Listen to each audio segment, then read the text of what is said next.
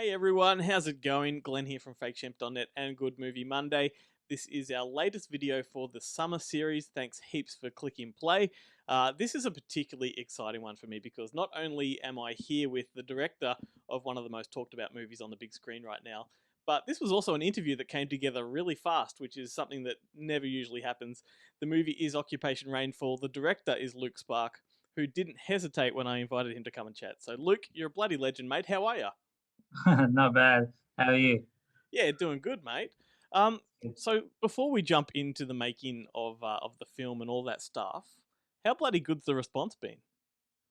Yeah, it's been really good. Like the reviews and also the word of mouth has been like, yeah, really surprising to me. I mean, I'm always one that's conservative, so it's been surprising to me, not surprising to other people, but yeah, it's been really good.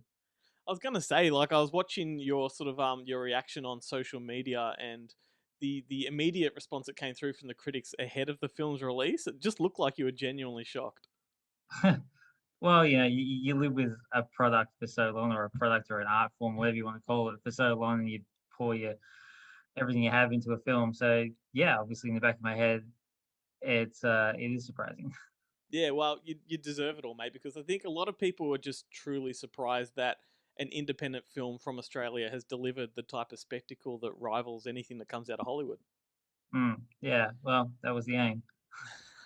Well, for those people that are unaware, Occupation Rainfall is the sequel to your previous movie, Occupation. But to talk about Rainfall, I think we kind of need to go back to that first one just for a minute, if that's all right with you. So, yeah. It was a huge concept and undertaking for such a modestly budgeted film. Where did the seed for Occupation come from?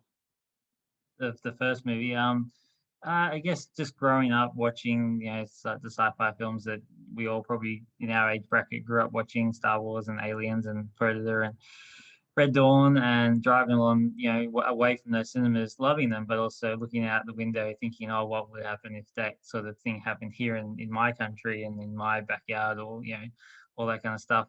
So I've always been interested. I'm a huge sci-fi fan. And then when I got the opportunity to sort of pitch a couple ideas. I pitched this one just as a pitch occupation, as a sort of stopgap from movie A to movie C. Let's just do a movie in the middle, $1 million movie out in the bush, and just do something. At least we're filming something. And then suddenly Tamir Morrison came on board, and Jacqueline McKenzie, and all these Bruce Spence, and I was like always running to catch up because it's suddenly a lot bigger than I thought. So every day I was like sort of pumping things to be like, it's okay, guys, we'll make it bigger. And in post, I threw in helicopters and other things to try to make it as big as I could. So that's where that seed came from. Yeah. Awesome. Well, it's funny you say that. I was watching an interview recently with the New Zealand director Vincent Ward, and he was talking about how these days very few filmmakers, you know, go for these big kind of concept movies because they generally pick the lowest hanging fruit just to get the film released. And that got me thinking about Occupation because I think aesthetically, it's logical to think that a big ass sci-fi genre film would be a bona fide crowd pleaser. But then in terms of the Australian market, no one's really doing them. Was it a big gamble Ye- for you to do? Yeah, it's a huge gamble. Yeah, I'm sorry for being so just a quick question, but a quick answer. But yes, it is a huge gamble, and everybody reminds me like nearly every day. So yes, it is a huge gamble. Like, were you second guessing yourself the whole time? On the first movie. Yeah, But yes, I was second guessing myself, and unfortunately, I guess in that respect, when you start doing it as a filmmaker, you have people that are around you, and people who say they've been in the film industry for 40 years, but you take notice of them because they might have experience, or they might have done more than you.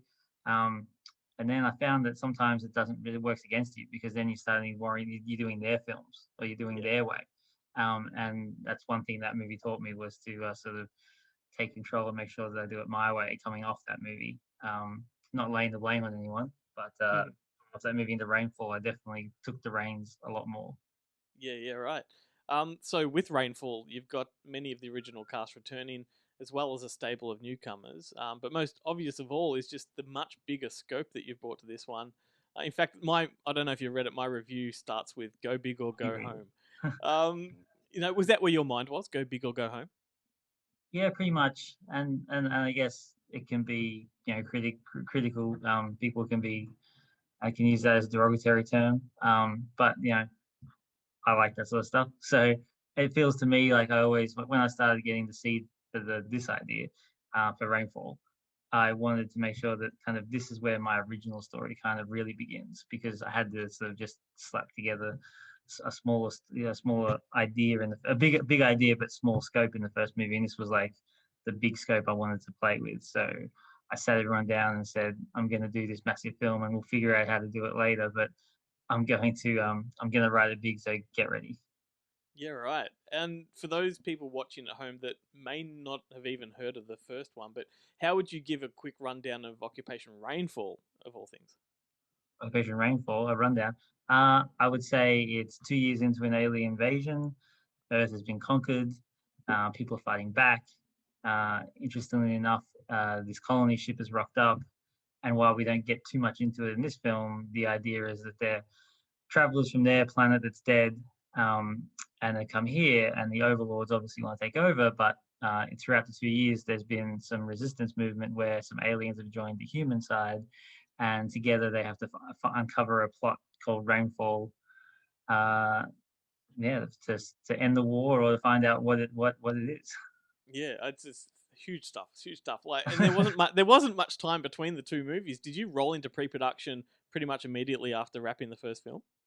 Yes, yeah, yeah. So we announced that there was going to be a sequel before the film even came out, and I think, and the idea behind that was we wanted to make let sci-fi fans know that there's a story that you can continue to follow, and it's not just a one and done. And there's nothing wrong with one and done movies. I just wanted to make sure that we planted our flag to say there's more coming, even though at that time when I was editing and when I wrote it, it was just a one and done movie.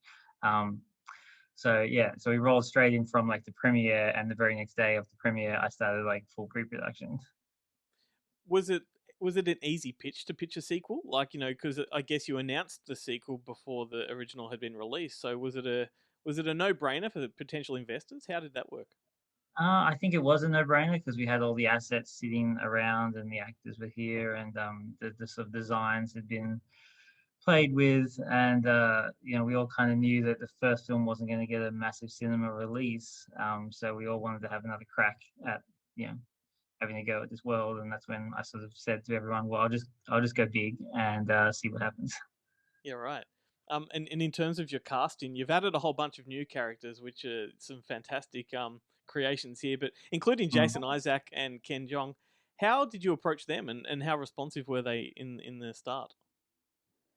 Yeah, Ken was like very high up on my list to go to, and luckily he connected with it. He'd seen the first movie, so that was not again surprising for me. I'm always the guy that's surprised about my own thing. Like Yeah. Netflix America, it went nuts over there. So when people are like, "Oh, I've seen it," I was like, "Okay, great." And he liked it, and we had a good chat, and yeah, he signed on, so that was cool. He said to me that he liked that it wasn't written as like a little Asian man. Like I just wrote it as a character, and then I went to him like, and I do that a lot with my casting. I tell my casting directors I don't care about some of them not even gender, but definitely not like when it comes to race or color or whatever. It's just they're just characters, and let's get the best person for the job. And I like to make sure that we have a good spread of representation. And he liked that, so I think that was a good thing for him. And then Jason Isaacs came on quite late in the piece. We had another actor who did the performance on the set, and the test audience kind of didn't react that well to it, and I didn't want to have anything that I could that I could do to let the film down. If I had an opportunity to do something to fix it, I wanted to make sure that I took it. Sometimes you're on set and filming 14 hours a day, and things just roll by so fast, and you get in the editing room and you go, "Oh, great, that performance wasn't that great, but we're stuck with it now, and we'll try to edit around it." This time, I Mm. could actually say, "Well, let's go back and let's get someone." And I went to a friend of mine who's a UK casting director, and she said, "I think Jason," and I was like, "Not sort of character I thought for Jason Isaacs." But she went to him, and I talked to him for 20 minutes. It turned into 2 hours because I just like fanboyed out and just talked about Harry Potter and Armageddon and Michael Bay and all these Yeah. different movies that he's always been in.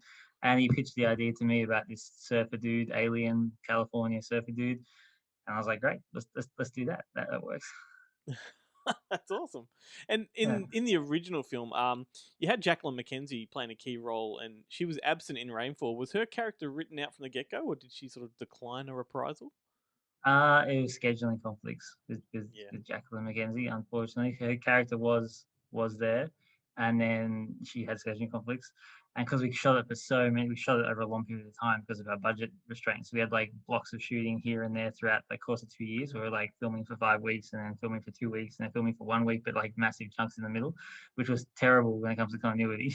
Um, and she just kept being out of schedule. So I went to a couple of other actresses to try to fill that void and recast, and eventually I just deleted the character in the script because there was getting too many characters, and I ended up giving dialogue to like David Roberts and a few others, spread the dialogue out instead of combine the characters, and I think that kind of helps. Yeah, Otherwise, no, you did a great job otherwise there sort of might be making some up for characters that are just standing there in the background while she's talking, and they're like, "Yes, I'm here too." it. No, you've done a great job making up for it. And of course, there's Dan Ewing, who is this is your third movie together, I think. Yeah, He makes for a really strong action hero and lead. Would you call him your muse? my muse. Yeah, he just seems to you two I seem should to be work his really muse. well. Yeah, that's I true. You call I call me his muse. you work together really well. Did you guys know each other even before Red Billabong? No, no, I didn't know him, and I didn't really know of him because I don't watch Home and Away. Not to put that out there to the producers. It's a great show, but my producers, my producers watch it, and they sort of put him forward. And once I met him, we're but same sort of age group, and we can do the shorthand when it comes to action films. I'm like, a bit in Die Hard, like John McClane. He's a bit like this, and he's like, oh, yeah, they've got it. So other actors will stand there and be like, in acting school, I'm taught this, and I'm like, okay, let's talk about the other movies. So yeah, that's where Dan and I are great with our shorthands. Yeah, for sure. Some people might not know that you also worked in the costume department on many big productions, including The Pacific and Terra Nova. If IMDb is correct, both That of is correct. those are Spielberg productions, and I'll assume that he was a major influence on your work. Who are some others that you took sort of inspiration from? George Lucas, obviously, Mm. James Cameron, and probably for newer generations, J.J. Abrams, I guess. Um, you know, I want to say Michael Bay because of the explosions. No, But yeah, you obviously got your heart in the genre, yeah, and that's yeah. good. You wear it on your sleeve, and I think if you're gonna go and make these kind of movies, you've got to wear it on your sleeve. Yeah, I don't. People say that a lot, and I don't set out to. Like, it's not like it's a conscious thing where I'm standing around set going, "I'm just gonna rip off all these movies and wear it on my sleeve." I think, just must be subconscious. Like I slap on mics on the actors on Wessex and Dan Ewing, and suddenly critics are saying, "Oh, it's like Michael Biehn in the Terminator," and I go, "Yeah, it is," but like I didn't consciously do it. It just must be a subconscious thing, or just the way the genre is, I guess. Well, every movie's influenced, and I think you've tapped into a genre, but this film is definitely your own. I don't think you can really Yeah. compare it to any of those. And Yeah, it's just been nice. It's been nice to read those reviews, your one and like Film Inc. and a few others where they've said like it's definitely my own movie. I struck out on my own. Like the criticism for the first movie about Red Dawn, Tomorrow Never Will Begin, probably right. I'll take that on the chin. But I kind of went and pitched it that way because Hollywood people, they want to put it in boxes. You go in and you go, I got this crazy idea, and they go, "Oh, what's it like? What's it like?" And I'm like trying to explain to them like, "Oh, it's just this meets this, do that," and you're like. Yeah. So th- this time I really was like I stayed out of that whole thing and I just said I'm just going to make my own thing. So when people ask me, I'm like, you know what? I can't really say it's a little bit of this and a little bit of that put together. Some cinema in South Australia said, oh, it's like Starship Troopers meets Mad Max, and I'm like, okay. if you want. Yes. Well, how did working on some of those bigger productions, in the costume department, prepare you for the Occupation Saga? Yeah, I took it as one big learning experience because I've always wanted to be a director, and I was always writing scripts, terrible scripts, way back, when I was a teenager and that. But growing up in costume and part of the entertainment industry, it's been one big learning experience, and it's all there if you want to learn. Like people ask me, how do you get into it? I always say just try to get on any film set because like everything's an experience. Like it can be costume or makeup or PA, and PAs in Hollywood, they go on to be J.J. Abrams. You know what I mean? Mm. Like a lot of people start like in that road because if you just take it in, but I see other crew members, they stand around and have a smoke and just crap on for the day, and they just don't care. But if you watch and you learn, you will learn a lot on the job. So for me, loved it working on the Pacific for like 11 months, even though I was just in costume. Like I got to be standing like right next to the director, like Tim Van Patten and all these people who went on to do Game of Thrones, like at HBO, and sit down lunch and pick their brains and see how they work and go out with them. So it's like great. It was fun. It was 11 months of hard work, but it was like really, really for me. I've taken a lot away from that. Like I can write a schedule. I can for my own film based on what I learned on the Pacific. Yeah, for sure. I think J.J. Abrams started on Street Trash. Yeah. It's a good learning curve for sure, working on all the Yeah. productions. And I said the Occupation saga because this is not the end. How expansive do you envision Occupation becoming?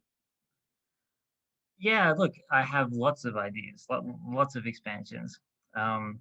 Definitely, obviously, chapter 2 is gonna come. I'm probably gonna like be announcing that quite soon. And then we'll see how we go. I kind of envision a streaming series. Is one of my ideas. Yep. Sort of pitching it like 20 years after this event, following a new character, possibly the child from Occupation 1 that's born during the rainstorm or something, like following her in the Lord of the Fellowship of the Ring sort of storyline, with something new happening with what Earth looks like 20 years down the road. Well, sky is literally the limit, Yeah. As long as people keep showing up and watching it, it definitely spurs us on. Yeah, I don't think you'll have a problem with that. But look, you've read my review. You know I'm a fan, so congratulations on a truly amazing spectacle. Like, you should be really proud of it. Yeah, thank you. I really appreciate it. And cheers for taking the time out of your busy schedule to talk about the movie. You're welcome back at any time, possibly to promote the next one. But everyone else should get out there, catch it while it's on the big screen. And if you haven't seen the first one, I believe it's on Netflix. Definitely do yourself the favor. But thanks again, mate. All the best to you. That's okay. Thank you. I'm happy to come on anytime.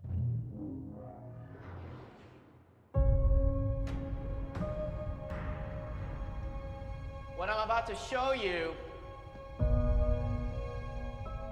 has only been known to a handful of people. Even less have ever seen this.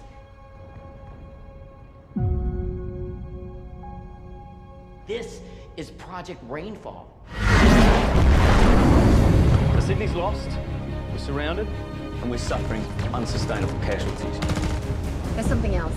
Over the past few weeks, I've encountered sources that all speak of some event. Rainfall. Find out what this rainfall thing is. Fall back to me. I will go too. I've seen you fight. You're keeping something from me. I am a soldier, Matthew, just like you. What are they doing? Preparing for war, eh? It's their technology integrated with ours. It's a beautiful thing.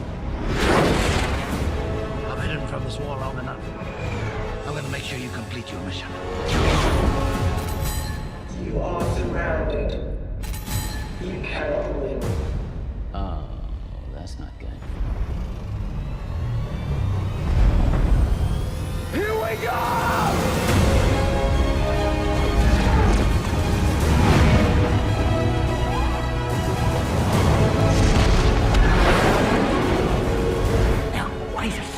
As a species, I'm with you. It's not all the times that we fall, but that we rise again. Every single time. Incoming guidance!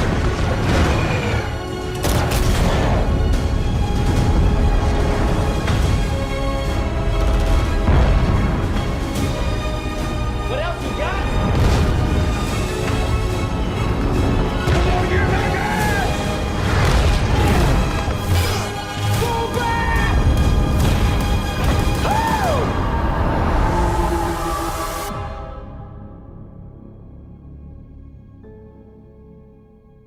Call him as you see him.